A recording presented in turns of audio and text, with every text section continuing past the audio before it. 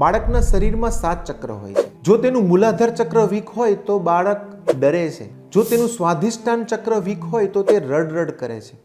એનું મણિપુર ચક્ર વીક હોય તો એને પાચનના ઘણા બધા પ્રશ્ન થાય છે. એનું અનાહત ચક્ર વીક હોય તો એ ઝઘડ કરે છે. એનું વિશુદ્ધિ ચક્ર વીક હોય તો એને બોલવાના પ્રશ્ન હોય. અને આજ્ઞા ચક્ર વીક હોય તો એ કોઈનું માને નહીં, ગુસ્સો કરે, જીદ કરે. અને એનું સહસ્રાર ચક્ર વીક હોય તો એ બાળક ભક્તિ અને સદાચારમાં થોડોક વીક હોય છે.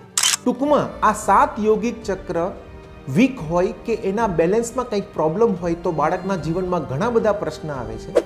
યોગ શાસ્ત્ર પ્રમાણે આ પ્રશ્નોનો નિકાલ કરવા માટે ઘણા બધા ઉપાયો છે, પરંતુ એમાંનો એક ઉપાય છે અરોમા થેરાપી.